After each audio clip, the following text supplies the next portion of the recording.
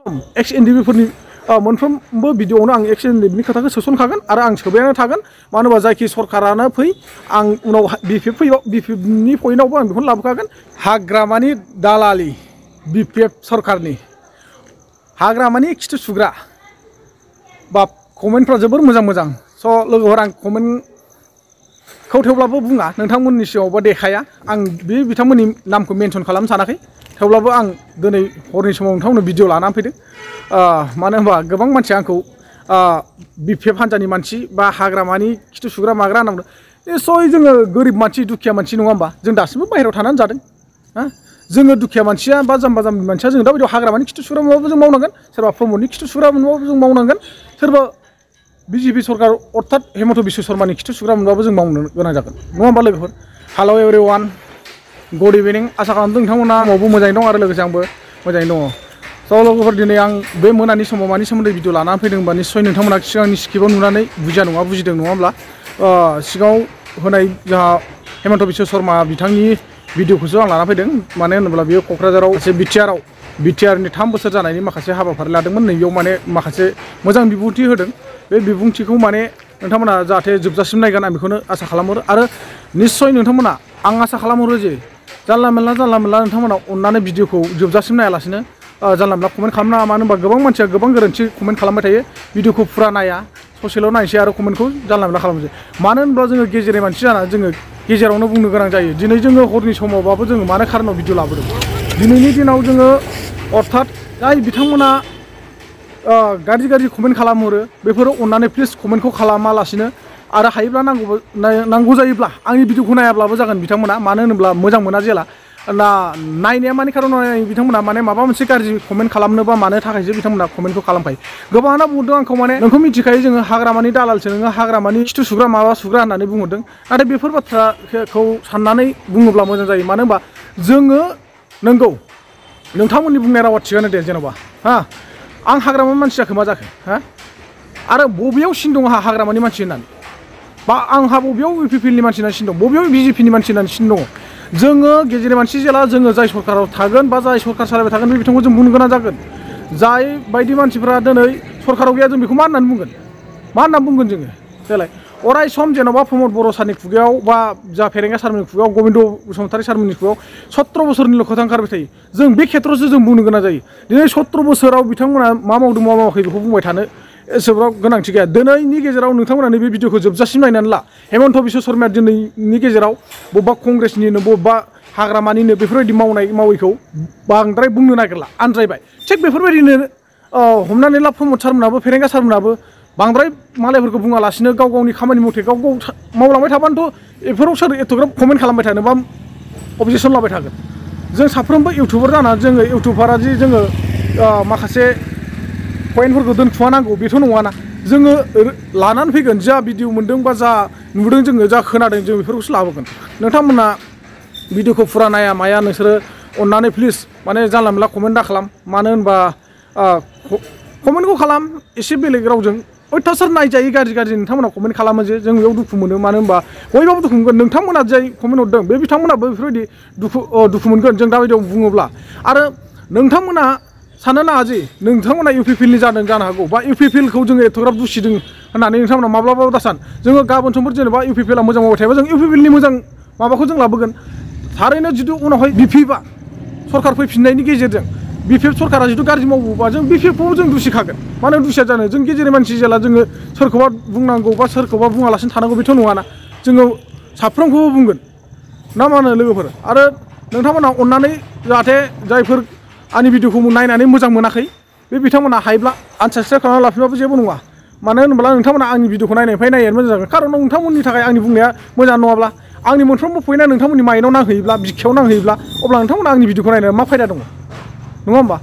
आंनि बिबुंथिफोरखौ बा आंनि बुंनायफोरखौ मोनफ्रोमबो पइन्टआवनो रं मोनोबा नोंथांमोना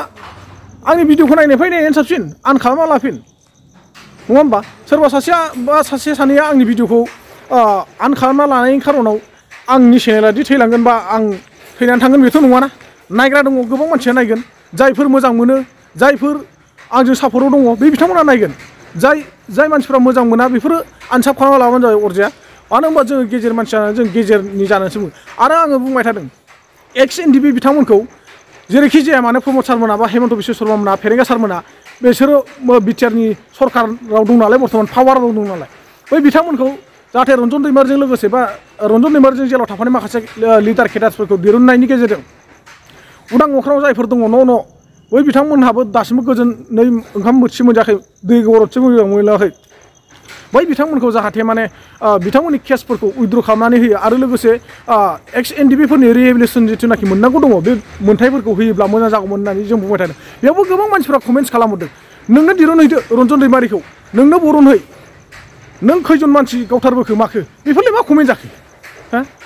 आफादाव थाबायदि मानसि गावथारबोनो बे नामा आरो आंखौ आफादनि होननानै मा सिनायथि दङ बबेयाव नुवा नोंथांमोना आंखौ आफादाव दं होननानै बेखायनो सरि लोगोफोर अननानै प्लिज जाहाथे बांद्राय माने नायथाव जायो बा खोनासंथाव जायो कमेन्टफोरखौ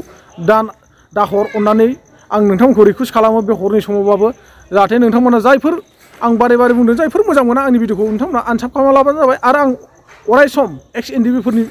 मोनफ्रोमबो भिडिअआवनो आं एक्स एनडिपिनि खोथाखौ सोसनखागोन आरो आं सोबायानो थागोन मानो होनबा जायखि सरकारानो फै आं उनाव बिपिएफनि पइन्टआवबो आं बेखौनो लाबोखागोन आरो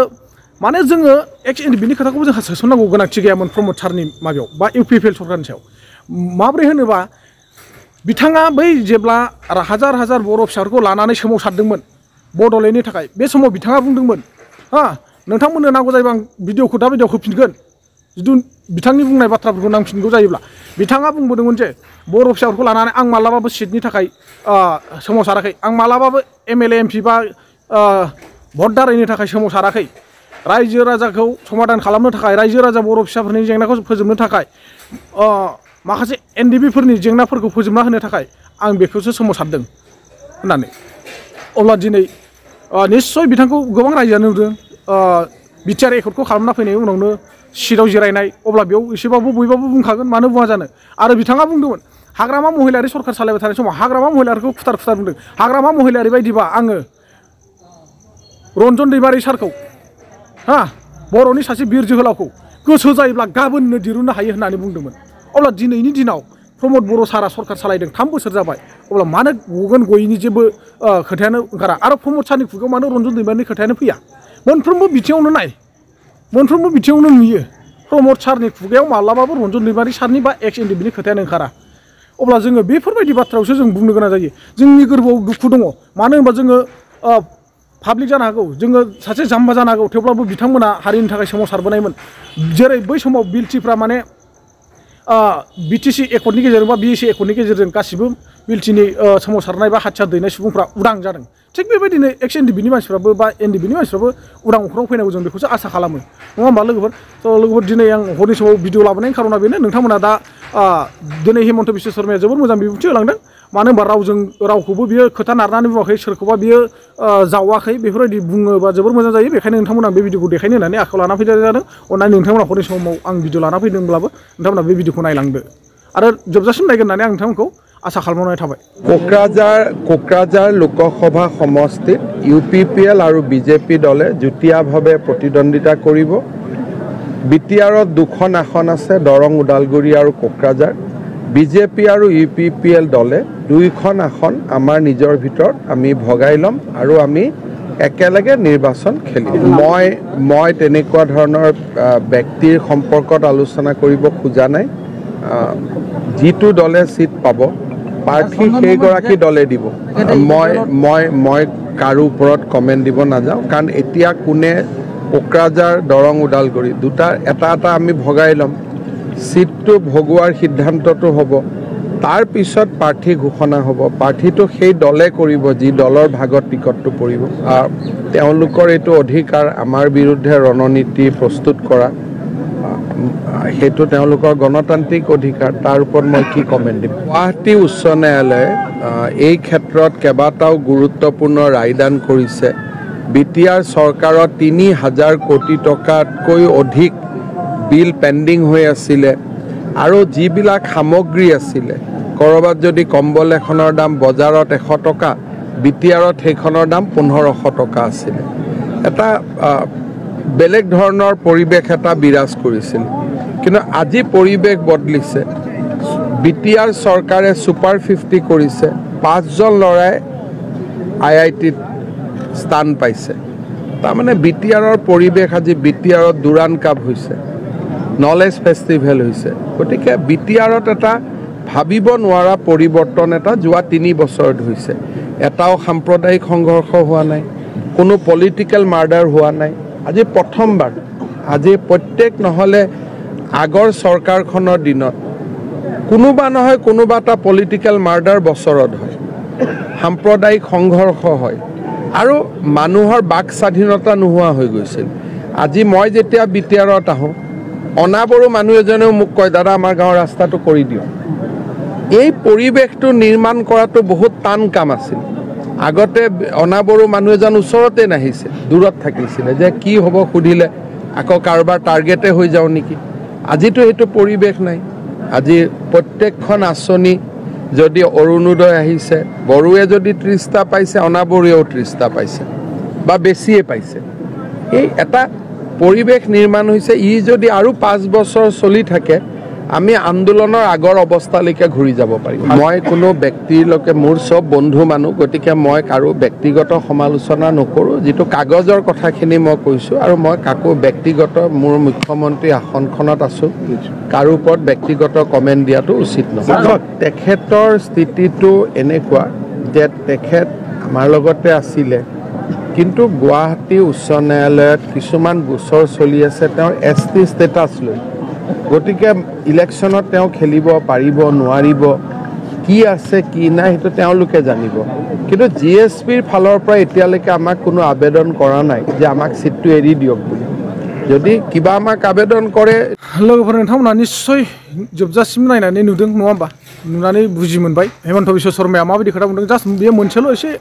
खोथा बुंदों माने थांनाय सरकार समाव बा अर्थात हमनानै ला गावबो कंग्रेसआव थानाय समाव माने कम्बल गांसेनि दामा 50 थाखाब्ला क'क्राझार बायदियाव बा 150 थाखाब्ला क'क्राझार बायदियाव